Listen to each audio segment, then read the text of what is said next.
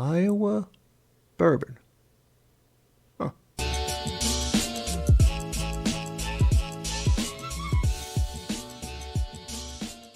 Welcome to KIllco. My name is Brian, and this is what is on the menu today. Now, this is technically making the rounds and being called the Slipknot distillery because these guys are actually the ones who make a bourbon for Slipknot, I believe. I don't know exactly which it is. I haven't seen it, but I got this out of a sample pack last December. And because it's almost November, I figure I should probably try them all. So we're starting with one of the simplest ones, which is just their bourbon whiskey. So, this is the exciting part, isn't it? I'm actually terrified of trying to open this little thing, so... Ooh. Perfect. For those looking for the ASMR. Oh, yeah. Sorry. First thing I do is check the color. This is actually really light for a bourbon. Not sure how long they actually had this in a barrel, but by the look of it, it's almost a yellow, and it is, at this color, reminding me of more of an Irish instead of the orange amber I'm used to, but I don't want to make any judgments just yet. The nose. Ooh. Fruity, oddly enough. I'm getting some kind of, what I think of as a grainy smell, like a grain alcohol smell. I don't know if that's true or if it's just really sweet. From what little I looked up, I know this is mostly corn, so maybe that's why it seems really sweet and fruity to me for some reason. I like it, though. I actually like the smell. What else we got here? It's making me think of candy, and I don't know why. Maybe just because it's really sweet. Maybe it's because it's mostly corn. Well, I just thought of mint, too, which was bizarre. I don't think I've had that happen ever.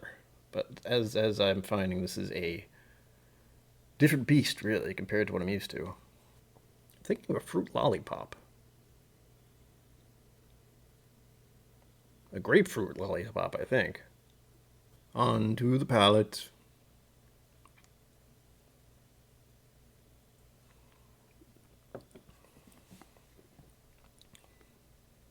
Wow.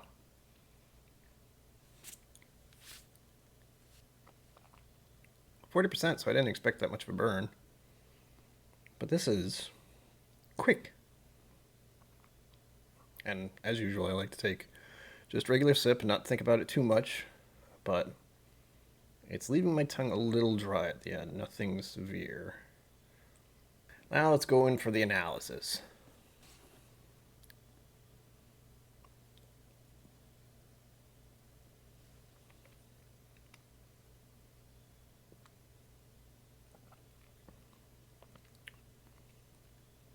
Very slight sweetness, a little dry, a little oaky. If you keep it in your mouth longer, it does have quite a bit of a drying effect as the finish. As far as the taste, though, I am struggling a lot. So what do I do whenever I'm having a very hard time finding flavors in a whiskey? Well, if you've been here before, you're used to the next step, and we go to the app and we learn something about what other people have gotten on this, and hopefully it'll help me in picking out flavors a little more. As always, the link to the app that I use is linked down below, so if you want to check this out and if something's changed, you are free to do so. As far as price range, it has listed here for $35. I don't know if that's true or not since I got it in the sample pack. The nose profile is vanilla, dried fruit, paint. Sweet, port, ginger, star anise, malt, honey, toffee, brown sugar, nutty, and new wood. If these are in the smell, I do agree to some. Like dried fruit, I definitely got a fruit note. I definitely got a sweet note. Paint was not one I would ever thought of.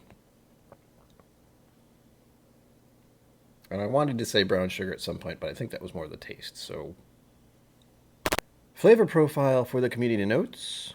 Vanilla sweet, sherried, caramel, candied fruits, pepper, spicy, brown sugar, honey, pralines, leathery, and pencils. I didn't get any of those. I think I got sweet, Maybe vanilla is a word I want to say, but again,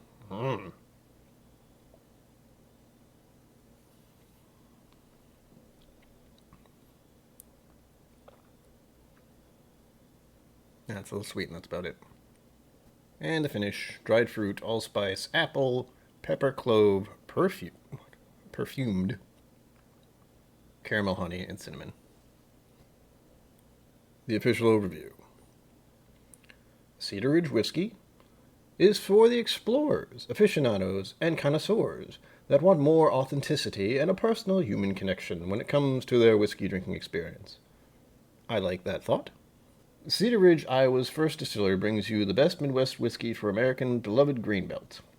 Whether you are after a bottle of coveted Silver Label single malt or multi-award winning Iowa bourbon whiskey, Cedar Ridge whiskey will be your drink for celebrations, rough days, and any day in between. For the best in bourbon, go straight to the heart of corn country, crafted of nearly 75% corn and distilled to a higher proof, resulting in a more clean, approachable sipping whiskey. This is the best of the Midwest in a bottle. This was written by the advertisers. All right, what did they say? First, they say for the color, brilliant golden amber. No, disagree. Brilliant gold? Sure. Amber? Not so much. I have a very distinct idea of what amber looks like in my head. This is not it. Official taste. Aromas and flavors of caramel, fruitcake, corn pudding, vanilla toffee, and rhubarb with a satiny, crisp, fruity, medium to full body. And the official finish, an amusing spiced peaches and pineapples, nuts and minerals finish. Well, I certainly have a lot of words. I will say this is probably one of the fruitiest bourbons I've ever had in my life. Like, the first initial sense of it was just, like fruitcake. As far as do I like it, yes or no, the answer is yes. I tend to like most whiskeys that I'm given. Do I want to try this at a higher proof? I want to try all whiskeys at a higher proof. So that's that. It was gifted to me, and I have at least a few other bottles that I'm looking forward to trying. And I'm going to try and get more of these out, but I'm going to try to make them shorter, because if there's one thing I've figured out, the attention span of the people around this world is very short. So until next time, don't forget to be awesome, live long and prosper, and sláinte.